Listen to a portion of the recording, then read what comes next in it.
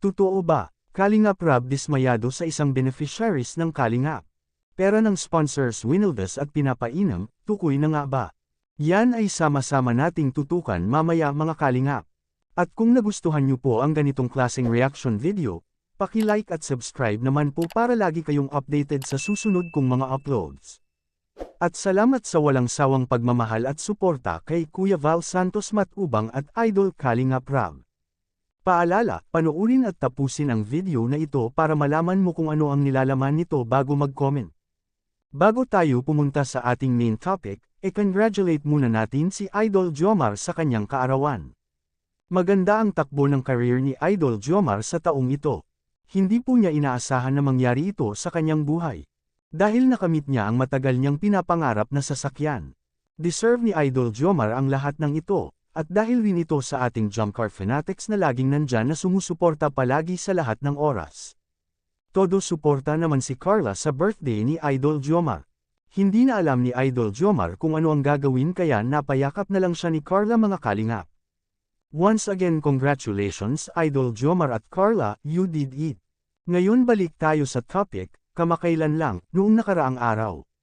Tukoy na ni Idol Rob kung sino ang beneficiaries na winildas ang pera at pinapainom sa mga barkada.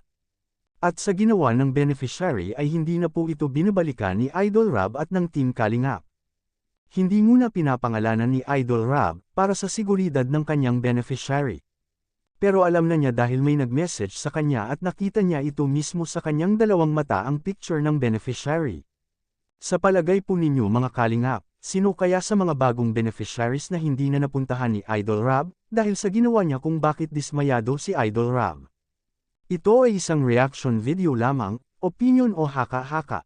Kaya pwede po tayong mag-comment kung ano ang mga suggestions po ninyo, o di kaya advices, o paalala sa mga beneficiaries. Dahil hindi rin ito para kay Kalingap Rob kundi para sa kanila naman ang tulong na galing sa ating mga mahal na sponsors, lalo na ang ating mga magigiting na kababayan na OFW, na laging tumutulong ni Idol Rob sa lahat ng oras. Kaya nag-advise si Idol Rob na pahalagahan ang perang binigay ng mga sponsors, dahil minsan lang ito at hindi panghabang buhay. Ika nga ni Idol Rob na, huwag asa lahat sa Kalingap, dapat ang mga magulang ng mga beneficiaries ay tumulong rin sa kanilang mga anak, magtrabaho o magnenegosyo kung ano man ang binigay na tulong galing sa sponsors, tulad ni VNC. Proud na proud si Idol Rob sa ginawa ni VNC, dahil mabait siya na bata, maraming nagmamahal sa kanya, at binigyan siya ng puhunan pang negosyo, para sa kanyang pamilya, tularan po natin si VNC, mabuting halimbawa sa lahat ng mga beneficiaries. Anong masasabi nyo dito mga Kalingap?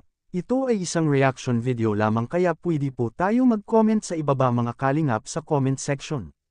At lagi ko rin itong babalik-balikan na lagi po nating suportahan si Idol Kalingap Rob sa kanyang mga vlog, dahil dito kinukuha ang mga gastusin, tulad ng pabahay, mga allowances sa mga beneficiaries at mga sahod sa ating mga K-boys. Hanggang dito lang po muna ang Kalingap Reacts TV official update ngayong araw mga Kalingap. Huwag kalimutang mag-like at subscribe at i-on ang notification bell for more updates. Maraming salamat po, mabuhay tayong lahat. God bless us all.